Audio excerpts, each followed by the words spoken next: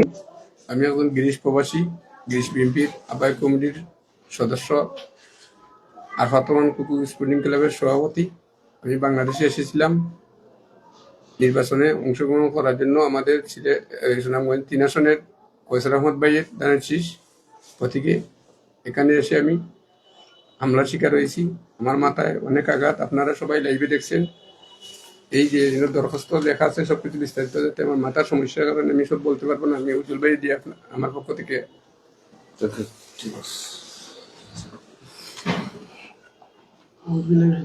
বিসমিল্লাহির রহমানির রহিম। সম্মানিত প্রিয় সাংবাদিক বৃন্দ ও প্রিয় দেশবাসী, যারা এই সংবাদ সম্মেলনের মাধ্যমে আমার কথা শুনছেন ও পরবর্তীতে শুনবেন, সবাইকে আমার সালাম রইল। আসসালামু আলাইকুম। প্রিয় দেশবাসী, আমি রাজন তালুকদার, একজন প্রবাসী। আমি দীর্ঘদিন থেকে বাংলাদেশ জাতীয়বাদী দল বিএনপিকে ভালোবেসে এই দলের সাথে সম্পৃক্ত।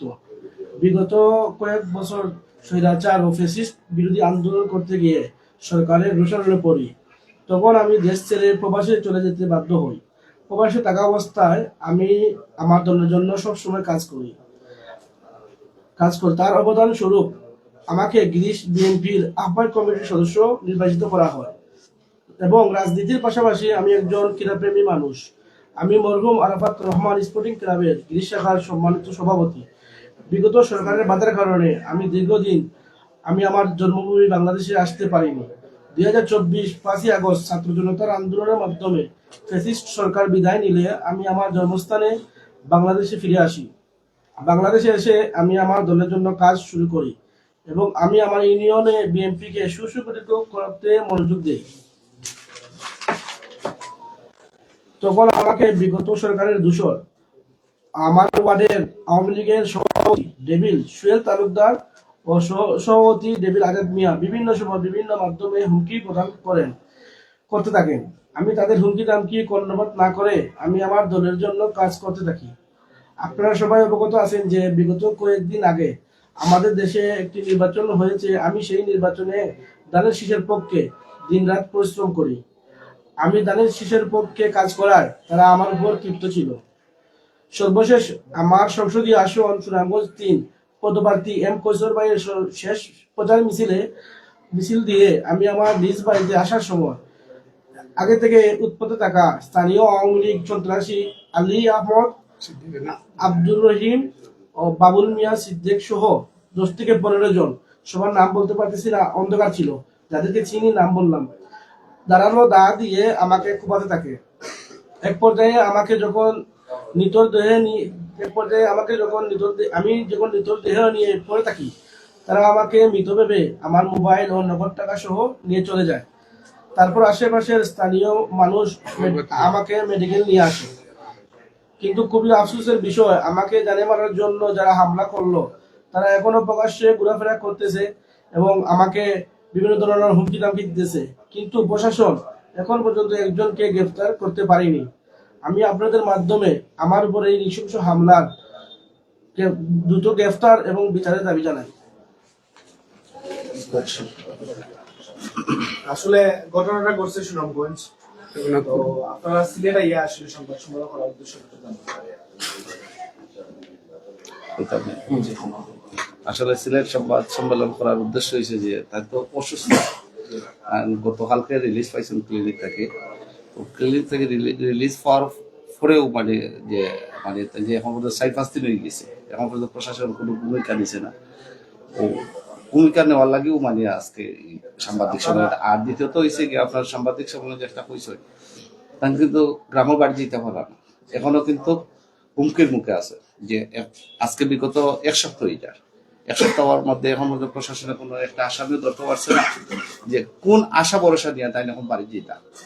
একজন গ্রীষ প্রবাসী, একজন প্রবাসী যদি দেশে আইয়া যদি তার নিরাপত্তা পায় না, সে কিভাবে গ্রামে গিয়া বসবাস হয়েছে।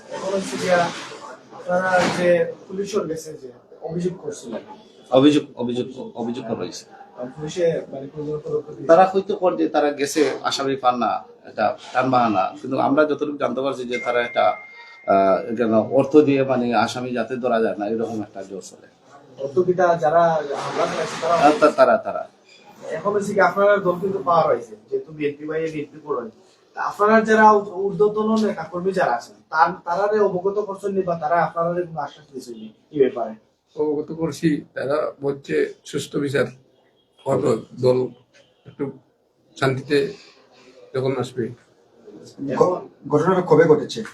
9 তারিখ 9 ফেব্রুয়ারি। ফেব্রুয়ারি। আপনারা কি জগন্নাথপুর থানায় মামলা দায়ের করেছেন?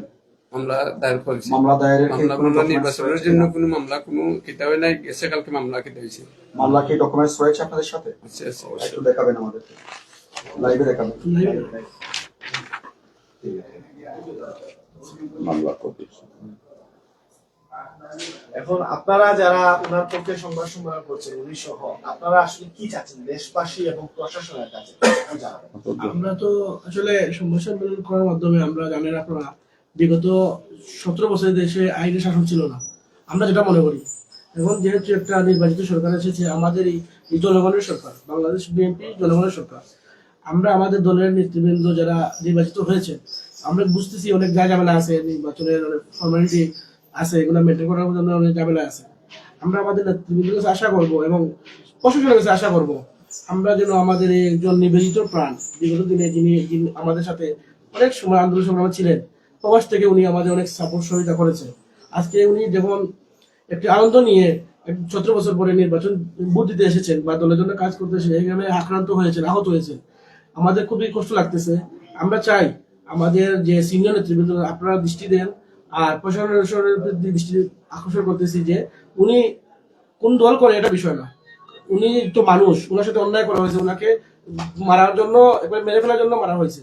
এই জন্য আমরা দাবি করি ওনার যেন সুষ্ঠু বিচারটা উনি পায় এবং দ্রুত আসামিগুলো থেকে গ্রেফতার করা হোক আর দৃষ্টান্তমূলক শাস্তি দেওয়া হোক, যেন এরকম আর কারো বেলা হয় না, এটা আমরা আশা করি। আসামি কি এখন বাড়িতে আছেন না পলায়ন করতেছে? আমরা তো যতটুকু জানি তার আগে আমি আছে আমাদের মনে করেন, আমরা তো এখন দেখতে পাচ্ছি না এই জায়গায় আমাদের ভিকটিম দেখতে পাচ্ছি না, কিন্তু আমাদের আশেপাশে অনেকে বলতেছে তারা বাড়ির থেকে আমি আছে, কিন্তু পুলিশের সাথে যোগাযোগ করার পরে পুলিশে বলতেছে ওদেরকে পাওয়া যাচ্ছে না। আর আমরা তো সঠিক বলতে পারতেছি না, পুলিশ চাইলেও তাদেরকে ধরতে পারবে আমাদের আশা। ঘটনা কখন ঘটেছে? 9 তারিখে। ঘটনা 9 তারিখ আনুমানিক এরশাদ আগে। মাগরিবের নামাজের আজানের পরে আর কি, সন্ধ্যা আজানের কিছু আগে, আপনার কথাটা ক্লিয়ার বুঝতে পারলাম না আমরা। মানে এশান আজানের কিছু সময় আগে, কিছু সময় আগে। এশার নামাজের ঠিক পূর্ব মুহূর্তে, আজানের কিছু সময় আগে, নামাজের না, আজানের আজানের পূর্ব মুহূর্তে। তখন কি আশপাশের কোন মানুষ ছিল না? কেউ ছিল না। মোটরসাইকেল যাওয়ার পথে আখতা পিছন থেকে খুব লাগছে, যখন খুব লাগছে এখন দেখার পরে দেখা যায় সামনে দিয়ে 4 জন, এইদিকে 4 জন, এইদিকে 3 জন, পিছনে 2 জন, মানে ফিল্ম স্টাইলে আমার বেইটাকে দেখাচ্ছে। তখন আমি ধাক্কা থেকে কইও যান বাঁচাইতে পারিনি, আমার বাচ্চা ছিল এমনি লাগাই তারে মারছে, বাড়ি মারার পরে এসি লাইয়া এই মহলা ঢুকছে। নির্বাচন ছিল তো বাদের দিন, তখন গাড়িগুলো ছিল না, তখন আমি ধাক্কা থেকে কইলাম আমার বাঁচার চেষ্টা করছি, বাঁচার মতো কোন নাই, তখন আমি বিজ্ঞানী মাটিতে ফিরে গেছি। ঘটনা কোন স্থানে হয়েছিল? এই এলাকার নাম কি? এই যারা মারছে মানে তাদের বাড়ির সামনে, গ্রামের নাম কি? খাদিপুর। কলকলি ইউনিয়ন কাজীপুর। কলকলি ইউনিয়ন কাদিরপুর এলাকায়। তাদেরকে কি আপনি স্পষ্ট চিনতে পারছেন? আচ্ছা, আপনার কি অপরাধ ছিল শুধুমাত্র বিএনপি রাজনীতি করা, না অন্য কোনো পারিবারিক কোনো না না, ছিল? কোনো পারিবারিক নাই, আমি বিশাল শটাউন হয়ে গেলাম। আমি এখন প্রবাসী হিসাবে তাদের প্রতিহিংসা, এটা আমি এই কৌশল আহমেদ সুনামগঞ্জ 3 আসনের যে এই শেষ নির্বাচনের প্রচারণায় আমি আমার প্রবাসী হিসাবে আমার এলাকার তরুণদের নিয়ে বিশাল এক শটাউন নিয়েছিলাম। এই শটাউন থেকে তাদের প্রতিহিংসায় এটা আমার খুব সুনামগঞ্জ 3 আসনের সংসদ সদস্য প্রার্থী যার পক্ষে কাজ করেন কয়সর আহমদ চৌধুরী, উনি তো নির্বাচিত হয়েছেন, বিষয়টি কি উনি অবগত হয়েছেন কিনা? জানেন। উনি জানেন বিষয়টা জানেন, উনি অবগত আছে। Okay, ধন্যবাদ। Thank you.